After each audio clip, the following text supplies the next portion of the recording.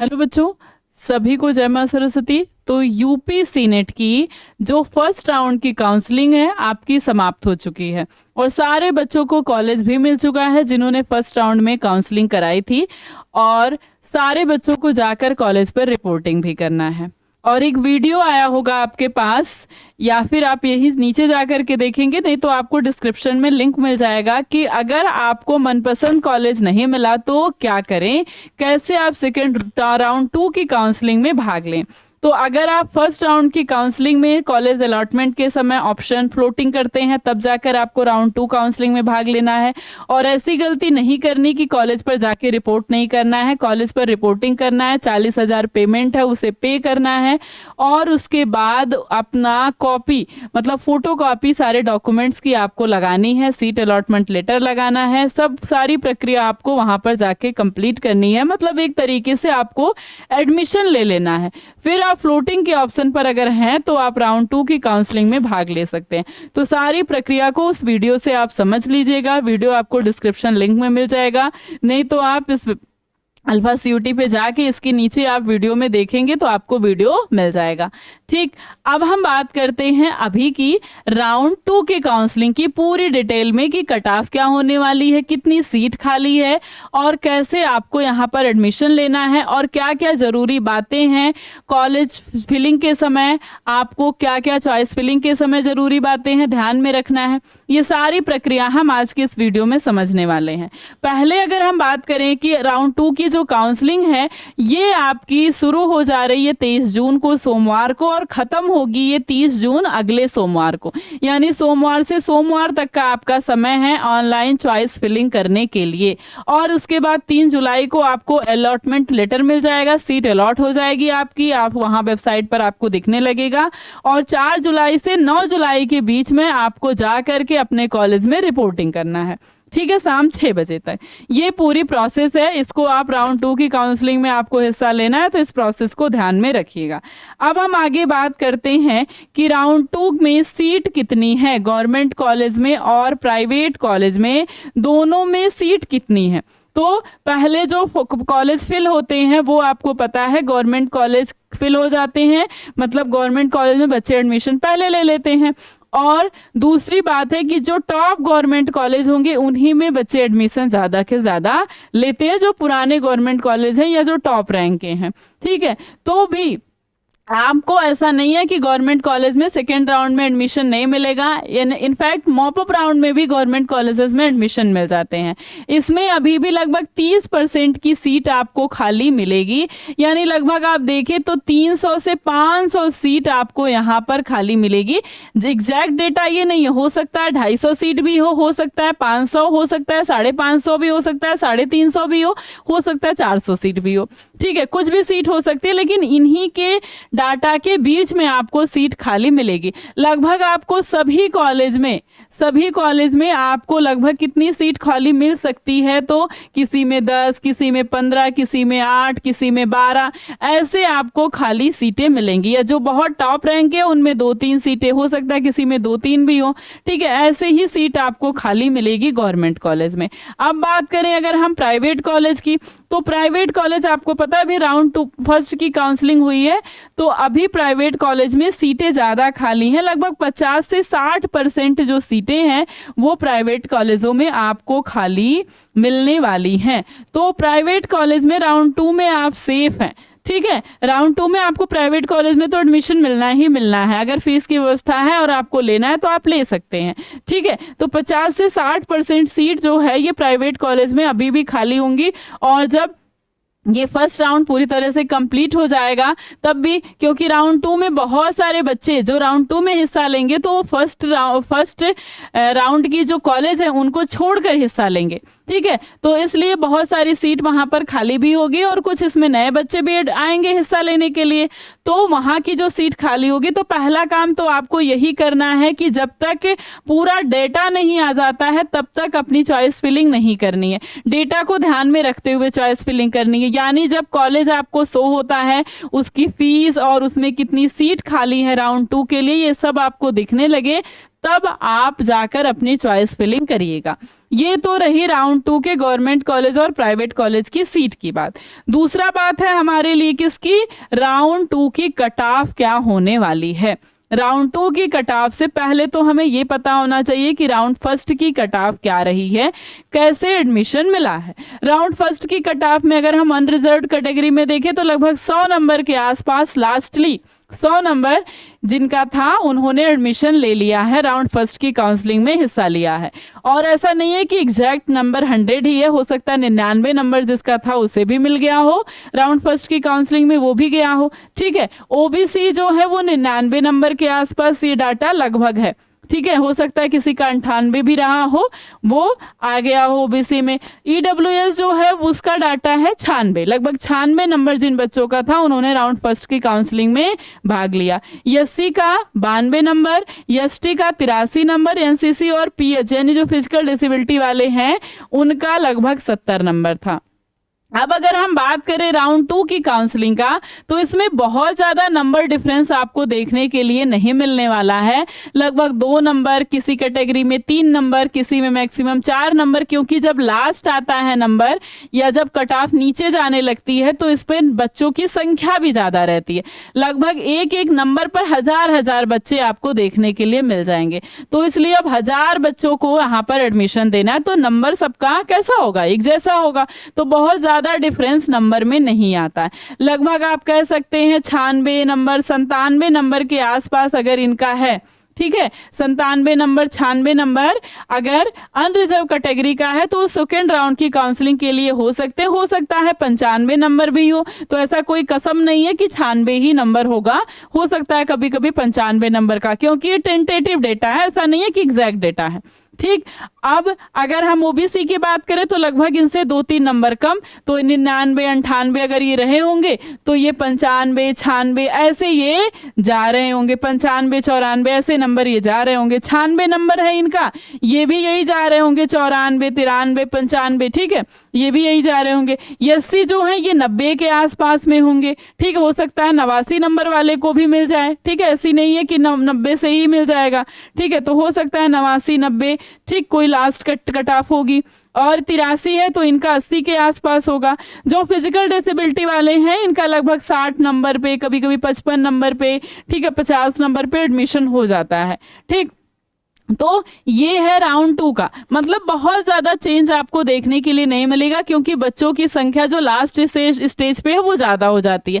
ठीक है, आप भी देखते हैं 12th के ही रिजल्ट में टॉपर तो कोई एक ही रहता है, उसके बाद 95%, किसी का 93 है, 92, उसके बाद जब नीचे आता है तो 80 बहुत सारों का रहता है, 83% बहुत सारे का रहता है। वही हाल यहाँ भी होता है। तो 90 नंबर, 95 नंबर ये बहुत सारे बच्चों का रहता है, इसलिए सीट बहुत ज़्यादा ज़रूरत होती है और कॉलेज उतने अकॉर्डिंग है नहीं जिनकी सीट, इसीलिए फीस भी इनकी ज्यादा होती है। तो ये आपके राउंड 2 की कट ऑफ है। इन्हीं कट ऑफ को आप समझकर, देखकर, अपना नंबर समझ करके समझ सकते हैं कि आपको इस कॉलेज में एडमिशन मिल सकता है या नहीं। और बहुत सारी ऐसी बातें हैं राउंड 2 के लिए जो आपको ध्यान में रखती है, स्पेशली उन बच्चों के लिए जो कि राउंड फर्स्ट की काउंसलिंग से फ्लोट होकर राउंड 2 की काउंसलिंग में आए हैं, यानी जिन्होंने फ्लोटिंग का ऑप्शन चूज करके जिन्हें एक कॉलेज मिल गया है, रिपोर्ट कर लिया है और दूसरे कॉलेज में आए, क्योंकि उनके लिए ये अंतिम मौका है। तो ऐसे, या आपका इनसे कम नंबर है और आप राउंड 2 की काउंसलिंग में जा रहे हैं, एक आध नंबर कम है, तो ज़्यादा से ज़्यादा अगर आप गवर्नमेंट कॉलेज फिल कर रहे हैं तो न्यू गवर्नमेंट कॉलेज को ही भरें, क्योंकि न्यू गवर्नमेंट कॉलेज में जो टॉप रैंक के बच्चे हैं वो एडमिशन कम लेते हैं और ये न्यू गवर्नमेंट कॉलेज जो है ये खाली रहता है। तो इसलिए आप टॉप पर क्या भरेंगे, टॉप पर आप न्यू गवर्नमेंट कॉलेज भरें, उसके बाद प्राइवेट कॉलेजेस भर सकते हैं। ठीक है, और अगर आपको केवल गवर्नमेंट कॉलेज में ही लेना है तब तो आप केवल गवर्नमेंट कॉलेज ही भरें।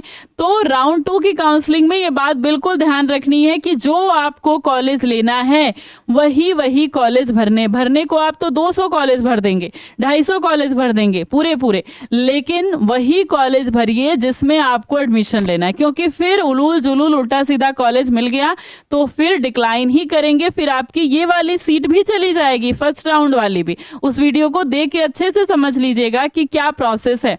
ठीक है। तो अगर राउंड 2 में आप हिस्सा लेते हैं तो फर्स्ट राउंड की सीट आपकी चली जाती है, जो इसमें मिलेगा राउंड 2 में वही कॉलेज आपको लेना है। ऐसा नहीं है कि आप कहें कि राउंड 2 वाला तो मुझे नहीं पसंद आया, मैं राउंड फर्स्ट में जाता हूं, बिल्कुल नहीं। वो राउंड 2 में कोई और बच्चा ले चुका होगा उस सीट को।